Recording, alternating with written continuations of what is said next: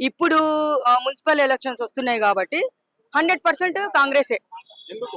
నాకు వాళ్ళ మీద నమ్మకం. ఉమ్. ఎందుకంటే వాళ్ళు ఇప్పుడు ప్రతి ప్రజల ఒక్కటి నుంచి మంచి స్పందన కూడా రావట్లేదు అనేసి బీఆర్ఎస్ శ్రేణులు చెప్పుకుంటూ వస్తున్నారు.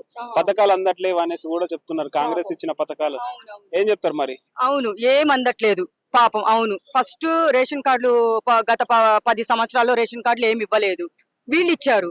అవును, రేషన్ కార్డులు అందలేదు. మళ్ళీ ఇంకా మొన్నటికి రీసెంట్ గా పింఛన్లు రాస్తున్నారు. అవి అవి కూడా ఫేకేనా? నేనే కళ్ళతో పోయి అన్న వాళ్ళ ఇంట్లో నేను చూశాను. రావట్లేదంటే అదంతా ఏంటంటే ఇట్లా మాట్లాడిస్తున్నారు అంతే. నాకు తెలిసి ఇప్పుడు నిన్న కళ్యాణ లక్ష్మి అని చెప్పేసి చెక్కులు కూడా అందించారు. అది దాని గురించి చెప్పండి. అది కూడా న్యూస్లలో వస్తుంది కదా మరి. అవి చూసి కూడా అవి ఇవ్వట్లేదు, ఇవ్వట్లేదు అని ఎలా చెప్తారు మీరు? నాకు నాకు 100% ఏంటంటే ఇప్పుడు మున్సిపల్ ఎలక్షన్ లో కూడా పక్కా కాంగ్రెస్ గెలుస్తుంది.